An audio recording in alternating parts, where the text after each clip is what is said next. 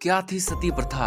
सती प्रथा एक बुरी कुप्रथा थी। यह एक ऐसी प्रथा थी जिसमें पति की मौत होने पर पति की चिता के साथ ही उसकी विधवा को भी जला दिया जाता था। कई बार तो इसके लिए विधवा की रजामंदी होती थी, तो कभी कभी उनको ऐसा करने के लिए जबरन मजबूर किया जाता था। पति की चिता के साथ जलने वाली महिला को सती कहा जाता था, जिसका मतलब होता है कि एक पवित्र महिला।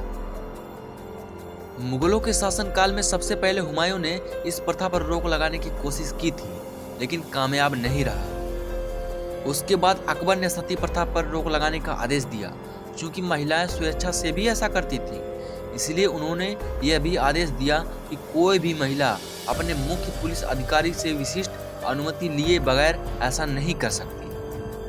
18वीं सदी के अंत तक इस प्रथा को ऐसे कुछ इलाकों में बंद कर दिया गया जहां यूरोपीय औपनिवेशिक शासन था।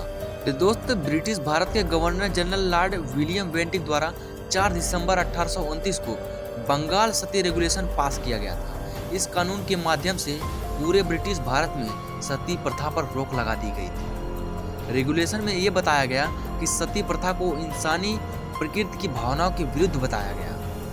मेरे दोस्त, एक बार राजा राम मोहन राय किसी काम से विदेश गए थे और इसी बीच उनके भाई की मौत हो गई। उनके भाई की मौत के बाद सती प्रथा के नाम पर उनकी भाभी को जिंदा जला दिया गया। इस घटना से वह काफी आहत हुए और ठान लिया कि जैसा उनकी भाभी के साथ हुआ है वैसा अब किसी और महिला के साथ नहीं होने देंगे। राजा राम मोहन राय ने बड़ी ही कुशलता के साथ इस सती प्रथा जैसी कुप्रथा का जड़ से खात्मा किया।